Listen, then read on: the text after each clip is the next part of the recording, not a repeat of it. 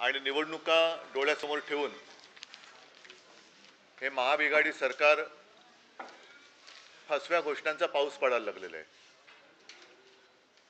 त्यांना असं वाटते की त्यांनी आतापर्यंत जो काही कारभार केलाय तो सगळा कारभार जनता विसरेल आणि फसव्या योजनांना बळी पडून यांना मतदान करेल अशी त्यांची एक वेडी आशा आहे। मग या योजनांमध्ये लाडकी बहीण अशा बऱ्याच काही गोष्टी आहेत। बाकीच्या योजनांवरती मी आज काही बोलणार नाही, त्याच्याबद्दल जनता बोलते, जनता अनुभव घेते आहे। आणि मला जेव्हा वाटेल तेव्हा मी आदित्य, आमचे सगळे संजय राऊत आहेत, देसाई साहेब आहेत, विनायकजी आहेत, सगळेच आवाज उठवतील। आज मी त्यांच्या एका योजनेबद्दल बोलणार आहे आणि ती योजना म्हणजे लाडका मित्र किंवा लाडका कॉन्ट्रॅक्टर किंवा लाडका उद्योगपती ही योजना। आणि ही योजना, त्या योजनेबद्दल आम्ही गेल्या वर्षी धारावी येथे मोठा मोर्चा काढला होता। साहजिकच आहे, धारावीचा उल्लेख केल्यानंतर आज मी जे बोलणार आहे ते धारावीच्या पुनर्वसन प्रकल्पाबद्दल। धारावीकरांना त्यांच्या हक्काचं घर जिथल्या तिथे मिळालंच पाहिजे आणि ते सुद्धा 500 स्क्वेअर फुटाचं मिळालंच पाहिजे, ही शिवसेनेची आग्रही भूमिका कालही होती, आजही आहे आणि उद्या सुद्धा राहणार आहे। धारावीचा विचार केला तर धारावी ही केवळ एक नुसती झोपडपट्टी नाही, तर एक त्याच्यात वेगळेपण आहे। ते वेगळेपण असं आहे की ही जणू काही इंडस्ट्रियल श्रम, म्हणजे ह्या प्रत्येक घरामध्ये एक मायक्रो स्केलचा उद्योग चालतो। मग त्याच्यामध्ये काही ठिकाणी कुंभार पण आले, अगदी इडलीवाले आले, चामड्याचा उद्योग करणारे आले, कुंची कोरवे आले, बऱ्याच गोष्टी आहेत। आणि त्या उद्योग धंद्यांचं करणार काय हा एक प्रश्न अजूनही अनुत्तरित आहे। आम्ही मोर्चा काढला होता, तो मोर्चा जो एक बेसुमार TDR काढून अडाणीला द्यायचा त्यांचा जो डाव आहे, जो आम्ही उधळून लावणार आहोत, तो कधीही यशस्वी होऊ देणार नाही आहोत। मुंबईभर अडाणींकडनंच TDR विकत घेतला पाहिजे ही एक जबरदस्तीची अट त्यांनी त्याच्यात टाकलेली आहे, त्याच्या विरुद्ध तर आम्ही दंड थोपटलेले आहेतच। मात्र गेल्या आठवड्यात काही बातम्या आल्या, त्या बातम्या पाहिल्यानंतर या योजनांच्या सगळ्या फसव्या धुरळ्यामागे त्यांच्या कॉन्ट्रॅक्टर मित्राचं कसं ते चांग भलं करू इच्छित आहेत ते आम्ही तुम्हाला आज दाखवत आहोत। एकूण काय तर मोदी आणि शहा गुजरातला मुंबईची गिफ्ट सिटी पळून नेलेली आहे आणि मुंबईला अदानी सिटी करण्याचा त्यांचा डाव आहे। म्हणजे कदाचित उद्या हे मुंबईचं नावही बदलतील आणि मुंबईचं नाव अदानी सिटी करतील। अर्थात ते आम्ही कदापि होऊ देणार नाही। जर का त्यांना उदाहरणच पाहायचं असेल तर संयुक्त महाराष्ट्र चळवळीचं उदाहरण त्यांच्या डोळ्यासमोर आहे, किंवा त्यांनी नसेल तर ते पाहावं की कसा मराठी माणूस एकवटला तर अनेक जणांच्या डोक्यात जो अहंकार घुसला होता, अगदी यावश्चंद्र दिवाकरो वगैरे, तो उधळून लावतो आणि मराठी माणूस मुंबई वाचवतो। आज मुंबईकरांना मी आवाहन करतो आहे की आपण, मध्ये मी बातमी वाचली की मुंबई बचाव समिती, मुंबई बचाव वगैरे नाही, मुंबई रक्षक समिती पाहिजे। आणि मुंबईमध्ये जे काही एकूण ह्यांचे चाळे चाललेले आहेत, मुंबईला लुटायचं, मुंबईची तिजोरी रिकामी करायची आणि मुंबईला भिकेला लावायचं यांचं कारस्थान आहे, ते आम्ही कदापि होऊ देणार नाही। आज मी आपल्याला बोलवलं ते एवढ्यासाठी की अडाणीला हे टेंडर दिलं गेलं, त्यावेळेला टेंडरमध्ये नसलेल्या काही गोष्टी ह्या आज त्या देऊ करतायत। म्हणजे एकतर वारेमाप FSI, मुळामध्ये जर का धारावीचा प्रकल्प आपण पाहिला तर 590 एकरचा हा एकूण भूखंड आहे। त्या 590 मध्ये 300 एकर हा गृहनिर्माणसाठी आहे किंवा तिथे घर आहेत। मग बाकीचा जो आहे त्याच्यामध्ये माहीम नेचर पार्क, नंतर मग टाटाचं ते पॉवर स्टेशन आहे, रिसिव्हिंग सेंटर वगैरे काय काय गोष्टी आहेत। आणि एकूण टेंडरमध्ये जर का तुम्ही बघाल तर कुठेही वाढीव TDRचा उल्लेख नाही आहे। त्याच्यानंतर आता जे काही तिकडे चाललेलं आहे की सर्व घरांना ते एक नंबर देत आहेत, म्हणजे धारावीकरांना पात्र अपात्रतेच्या चक्रव्यूहात अडकून हाकलून द्यायचं। आम्ही एकाही धारावीकराला तिथून जाऊ देणार नाही। आम्ही प्रत्येक धारावीकराच्या मागे उभं राहू, पण पात्र अपात्रतेचा निकष लावून धारावी रिकामी करायची आणि मग रिकामी केलेली ही धारावी अदानीच्या घशामध्ये अलगद जाईल की जिकडे पुन्हा भूखंडाचा श्रीखंड ओरपाले हे सगळे तयार। मुख्य मुद्दा काय आहे की हे सगळे जे काही कारस्थान आहे ते मुंबईचं नागरी संतुलन बिघडवण्याचा हा डाव आहे। नागरी संतुलन, आपण मानसिक संतुलन बोलतो, मानसिक संतुलन बिघडलेली माणसं आपल्याला माहिती आहेत कोण आहेत, काय काय करतायत. काही जणांच्या मानसिकतेला सुद्धा बुरशी आलेली आहे. त्याच्यामुळे अशी सगळी माणसं आहेत ती याच्या मागे आहेत. नागरी संतुलन मी एवढ्यासाठी म्हणतोय की त्यांनी जी काही जागा 590च्या वरती मागितलेली आहे, 540 एकर, म्हणजे मुळामध्ये बघा की धारावी 590 एकरची आहे. प्रत्यक्ष टेंडरमध्ये सुद्धा धारावी नोटिफाईड एरियामध्ये जे काही लागेल सहकार्य ते सरकार करेल असं नमूद केलेलं आहे. आणि त्याच्यात काही गैर आहे असं माझं म्हणणं नाही आहे, कारण प्रत्येक प्रकल्पाला जर काही सरकारकडनं सहाय्य आवश्यक असेल तर ते दिलं गेलं पाहिजे, याच्याबद्दल दुमत असण्याचं कारण नाही आहे. पण आता पात्र अपात्र हे ठरवताना नंबर एवढे वाढवायचे की आता त्याच्यामध्ये हा प्रकल्प होऊच शकत नाही, मग आम्हाला अधिकची जागा पाहिजे. आता ही अधिकची जागा कोणती, तर कुर्लाची मदर डेअरी आहे, दहिसरचा टोल नाका आहे ज्याच्याबद्दल विनोद घोसाळकरनी आवाज उठवलेला आहे, मुलुंडचा टोल नाका आहे, त्याच्यानंतर मुंबईची मिठागृह आहेत. अनेक ठिकाणी जवळपास आम्ही माहितीच्या अधिकारामध्ये ह्या 20 जागा आहेत त्याची यादी आहे. हे माहितीच्या अधिकारात मिळवलेले हे संपूर्ण हा कागद आहे. आणि त्याच्यामध्ये अनेक जागा म्हणजे मातृदुग्ध शाळेची कुर्ल्याची तुम्हाला म्हटलं तसं अनेक ठिकाणी अंदाजे क्षेत्रफळ माहिती उपलब्ध नाही. कुठे 21 एकर, 46 एकर, 18 एकर, बऱ्याच ठिकाणी माहिती उपलब्ध नाही. एक तर महत्त्वाचा प्रश्न काय आहे की धारावीचा आराखडा कोणाला माहिती आहे का, धारावी नक्की कशी विकसित होणार आहे हे माहिती आहे का, ह्याचा कुठेही उल्लेख नाही आहे.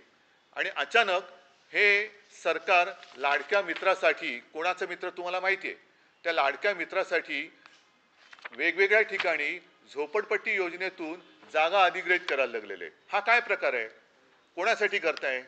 आणि मग जिथे मुंबईचे इतर प्रकल्प होणार आहेत त्या ठिकाणाला तुम्ही नख का लावताय, अगदी वाघ नख नसलं तरी सरकारी नख त्याला का लावता आहात. आणि मग धारावीची लोक आहेत, या धारावीच्या प्रत्येक घरात उद्योग आहे.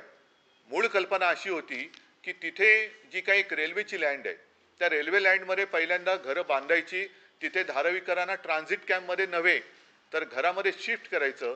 प्रत्येक घरामध्ये जो काही उद्योग असेल, कारण त्यांची रोजीरोटी त्याच्यावरती आहे. जर यांना ट्रान्झिट कॅम्पमध्ये हलवलं, मिठागरात हलवलं, इन्फ्रास्ट्रक्चर कोण देणार, अदानी देणार. दहिसरच्या टोल नाक्यावरती हलवलं, काय म्हणून हलवायचं, तिकडे आम्ही बस टर्मिनस मागतो, इतर काही गोष्टी आहेत, मुलुंडचा टोल नाका आहे. म्हणजे जिथे मुंबईचे इतर प्रकल्प आहेत जे मुंबईच्या एकूण जे आपण इन्फ्रास्ट्रक्चर म्हणतो त्याच्यासाठी गरजेचं आहे, तिथल्या जागा ह्या अदानीच्या घशात घालायच्या. तिथल्या धारावीचा TDR, पुन्हा या जागांचा TDR काढणार, कारण तिकडे गेल्यानंतर ही काही जागा अदानी सोडणार नाही. मग इथे हे किती काळ धारावीकर राहणार, तोपर्यंत त्यांच्या उद्योगधंद्याचं काय होणार, त्यांच्या रोजीरोटीचं काय. इडलीवाले म्हणजे आज शहराला मोठ्या प्रमाणावरती जी काही इडली पुरवली जाते तिथले बरेचसे इडलीवाले बाबूराव तिथे आहेत, चामड्याचे सुद्धा बरेचसे उद्योग तिकडे आहेत. त्याच्यानंतर कुंभार आहेत, कुंची कोरवे, अनेक गारमेंट बनवणारे आहेत, कोळीवाडा आहे. ही लोक तुम्ही ट्रान्झिट कॅम्पमध्ये हलवल्यानंतर तुम्ही त्यांना घरं, एक साधारण म्हणजे इथली झोपडपट्टी आहे ती झोपडपट्टीतनं चांगली घरं द्यावं ही योजना असताना तुम्ही इथल्या झोपडपट्टी धारकांना उचलून त्यांना पात्र अपात्रेचा निकष लावून मिठागरात किंवा इतरत्र पुन्हा झोपडपट्ट्यांमध्ये फेकणार. मग धारावी तुम्ही अदानीच्या घशात कशी घालणार.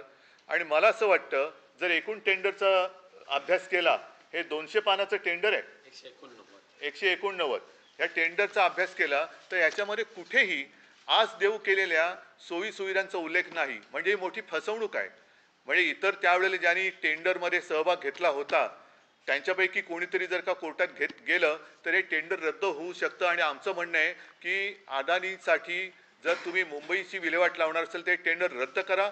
धारावीकरांना तिथून उचलून कुठेही मिठागरात किंवा कुठेही टाकता येणार नाही.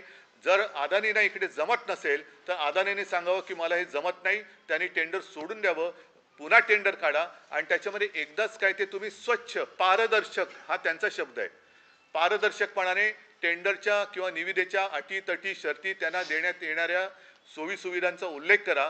पुन्हा नव्याने टेंडर काढा. आणि धारावीकरांना तिथून आम्ही हाकलू देणार नाही. धारावीकराला तिथल्या तिथे 500 फुटाचं घर मिळालंच पाहिजे, त्याच्या उद्योगाची सोयीसुद्धा तिथे झालीच पाहिजे, ही आमची आग्रही मागणी आहे. आणि म्हणून हा जो काही सगळा अदानींच्या घशात मुंबई टाकण्याचा डाव आहे तो शिवसेना तर उधळून लावेलच. पण मी मुंबईकरांना, तमाम मुंबईकरांना ज्यांना असं वाटत असेल धारावीमध्ये होतंय आमचं काय, तसं नाही आहे. हे कळत नकळत ज्या 20 जागा आहेत तुमच्यासुद्धा विभागात होणार आहेत. म्हणजे एकूणच नागरी सुविधांवरती जो भार पडणार आहे तो भार उचलणार कोण, त्याचे पैसे कोण देणार. नुसतं म्हणजे अडाणीने या जागा तुम्ही फुकट देणार आहात का. त्यांच्या सोयी सुविधा ज्या आहेत, पिण्याचं पाण्याचं काय, सिवेजचं काय, या सगळ्याचा खर्च अदानी देणार आहेत का. आणि नसेल तर आमची जाहीर मागणी आहे की हे अदानीला झेपत नसणारं काम हे टेंडर रद्द करून दुसऱ्या योग्य माणसाला ते टेंडर द्यावं. त्याच्यासाठी पुन्हा तुम्ही ग्लोबल टेंडर मागवा, अनेक जण येऊ शकतील. पण हा मुंबई उद्ध्वस्त करण्याचा डाव, धारावीकरांना उद्ध्वस्त करण्याचा डाव शिवसेना यशस्वी होऊ देणार नाही. हो, पुन्हा आंदोलन करण्याची आता वेळ आलेली आहे. नाही, कोर्टात जाण्याचं आम्ही ठरवलेलं नाहीये. माझं म्हणणं असं की याच्या विरुद्ध जर कोर्टात गेलं तर हे टेंडर रद्द होईल. कारण याच्यामध्ये कुठेही जो जास्तीचा TDR जो म्हटलेला आहे त्याचा उल्लेख नाहीये. आणि हा TDR म्हणजे कित्येक फुटाचा अजून त्याचा हिशोबच लागत नाही किती TDR त्यातनं जनरेट होणार आहे. तो केल्यानंतर तो सगळा TDR बँक, या बँकेचा मालक अदानी होणार. दुसरं हे मागे मोर्चात विषय झालेले आहेत. म्हणजे कुठेही कोणाला आणि इंडेक्सेशन काढल्यानंतर कुठेही वापरता येईल वगैरे हे सगळं म्हटल्यानंतर जर कोणाला मुंबईमध्ये काम करायचं असेल तर पहिल्यांदा 40% TDR हा अडाणींकडनं विकत घ्यावा लागेल. ते विकत घेतल्याचं सर्टिफिकेट मिळाल्यानंतर मग त्या विकासकाला पुढची परवानगी मिळेल. परंतु अडाणीने जर का एखाद्या परमिशनसाठी महापालिका किंवा तिथल्या काय UD वगैरे डिपार्टमेंटकडे परवानगी मागितली आणि 15 दिवसात त्याचं होय नाही उत्तर आलं नाही तर परवानगी गृहीत धरून अडाणीला मात्र काम सुरू करण्याची परवानगी त्याच्यात दिली गेलेली आहे. याच्यात नाही, एकूण नंतरच्या याच्यात हा सरळ सरळ मोठा भ्रष्टाचार आहे. तुम्ही म्हटलं की यामध्ये टेंडरमध्ये या सर्व गोष्टी नाही आहेत, मग कोणत्या निकषावर या इतर जागा ज्या आहेत तेच तर आम्हाला प्रश्न पडलाय. म्हणजे लाडका कॉन्ट्रॅक्टर, लाडका मित्र, लाडका सूटबूटवाला ही योजना तुम्ही आणले का. मग बाकीच्या न्याय सुविधा का नाही दिल्या. आणि टेंडर काढताना या गोष्टी टेंडरमध्ये का नव्हत्या टाकल्या. जसं पहिल्यांदा टेंडर काढलेलं त्याच्यात रेल्वे लँड नव्हती. रेल्वे लँडमध्ये सुद्धा जेव्हा मला तेव्हा माहिती दिली गेली होती त्यावेळे माहितीनुसार रेल्वेच्या जागेमध्ये आता ती म्हणतात लीजवरती दिलेली आहे. ते लीजचं आणि रेल्वेचं ते हा विषय वेगळा आहे. पण तिकडे घरं बांधून देऊन ज्याप्रमाणे BDD मध्ये ट्रान्झिट नाही, घरं दिल्यानंतर मग ती जागा रिकामी करून तिथे नवीन इमारती किंवा बांधकाम सुरू करायचं. बरं, धारावीबद्दल एक तुम्ही पूर्ण धारावी म्हणून काय टाउनशिप म्हणून काय आहे की नाही. शाळा कुठे होणार आहे, हॉस्पिटल कुठे होणार आहे, उद्यानं कुठे होणार आहेत, कुंभारवाडी कुठे असतील, कोळीवाड्यांचं काय करणार, चामड्याचं चर्मोद्योग जो आहे, नंतर तुम्ही जे कपड्याचं आहे ते म्हणाला ते तर ह्याचा कुठेच उल्लेख नाही. आराखडा कुठे. उद्धवजी, तुम्ही म्हणालात की तुमचं म्हणणं आहे की हे जे टेंडर काढलेले ते नियमबाह्य आहे. टेंडर नियमबाह्य नाहीये. आत्ताच्या सोयी सुविधा ह्या नियमबाह्य आहेत. अवाजवी ज्या काही गोष्टी केल्या जात आहेत, भविष्यात जर तुमचं सरकार आलं तर पुन्हा नव्यानं हे टेंडर स्क्रॅप करून नव्यानं टेंडर प्रक्रिया राबवून काही नवं धारावीकरांना नाही, हे तुम्ही होय, आमचं धारावीकरांना वचन आहे की तुम्ही आहात तिथेच, म्हणजे धारावीमध्येच तुम्हाला तुमच्या हक्काचं घर आम्ही देऊ. आणि त्यातही तुमच्या घरात जे उद्योग आहेत त्यांची रोजीरोटी आहे त्याची सुद्धा व्यवस्था त्याच जागेमध्ये आम्ही करून देऊ. त्याच म्हणजे राहत्या घरात नाही, त्यांच्यासाठी वेगळी इंडस्ट्रियल इस्टेट बांधू, त्यांच्यासाठी उद्योगाची सोय करून देऊ. आता कुंभारवाडे म्हटल्यानंतर ते काय खोलीमध्ये मडकी नाही भाजू शकत, त्याच्यामुळे त्यांच्यासाठी वेगळ्या जागा ठेवू. कुंची कोरवे आहेत, इडलीवाले आहेत, ह्या सगळ्याचं प्लॅनिंग पाहिजे. म्हणजे माझं मत हे असं आहे की धारावी आज जे लोक येऊन बघतात की झोपडपट्टी, तसं नाही.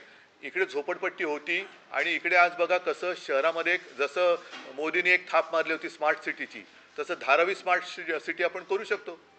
पण धारावीकरांना जिथल्या तिथे घर देऊन आज धारावीकरांना हाकलून द्यायसाठी सुद्धा मुंबईचं नागरी संतुलन, ज्या काही सेवा सुविधा आहेत, इन्फ्रास्ट्रक्चर आहे, ते बिघडवून तुम्ही कोणाला मिठागरात, म्हणजे पुन्हा पर्यावरणाचा प्रॉब्लेम आला. मुंबईच्या मेट्रोसाठी सॉल्ट पॅन्टची जागा नव्हती, पंपिंग स्टेशनसाठी देत नव्हते, पण अदानीसाठी देत आहे. टोल नाकेची जागा ही सुद्धा तुम्ही अदानीला देत आहे. त्याच्यानंतर अनेक जागा जिकडे माहिती उपलब्ध नाही नेमकी जागा किती आहे, काही ठिकाणी 21 एकर 46 एकर, पण अनेक ठिकाणी माहिती नाही उपलब्ध.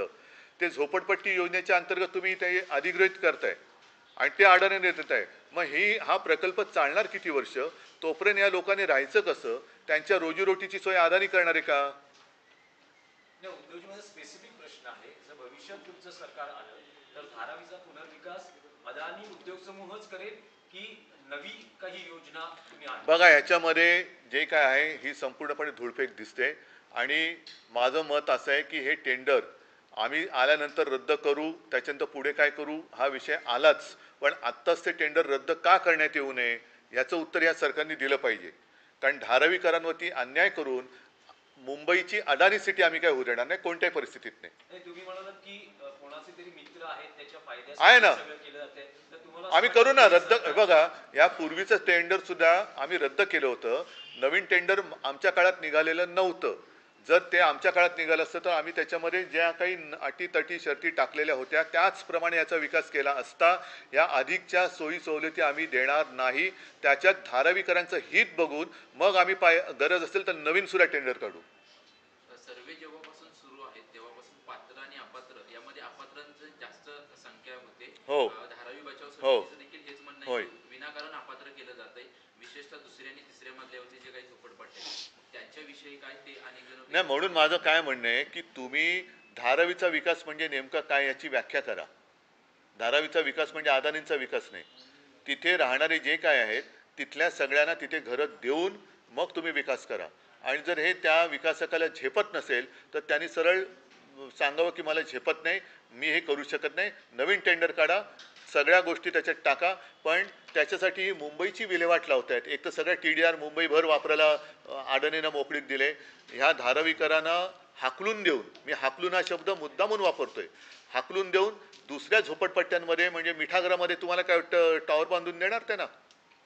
एकतर मिठागरं म्हणजे पर्यावरणाचा विषय आला, त्याच्यामध्ये तुम्ही सांडपाण्याची सोय कशी करणार, पिण्याचं पाणी कोण देणार? ह्या सगळ्या वस्त्या अशा विखरून टाकल्यानंतर आज जी धारावी आहे ती विखरून टाकायची, त्यांच्या रोजीरोटीची वाट लावायची, तिकडनं त्यांना हाकलून दिल्यानंतर पुन्हा हे तिकडे येऊन राहू शकतील का? आणि म्हणून माझं मत असं आहे की जर अडाणीनं झेपत नसेल तर टेंडर रद्द करा, पण ह्या मुंबईची विल्हेवाट लावणाऱ्या गोष्टी आम्ही होऊ देणार नाही. उद्धवजी, धारावी बाबतीत आपण फार संवेदनशील दिसतात अशा धारावी नाही, मी धारावी बरोबर मुंबई. हो, ते तर मुंबई तर आहे, पण धारावी बाबतीत फार संवेदनशील आहात. तर अशा वेळेस जागा वाटपात धारावी शिवसेना या सगळ्या विषयावरती मी पुढच्या आठवड्यात बोलेन. मला असं वाटतं आजचा हा विषय महत्त्वाचा आहे, त्याच्यामुळे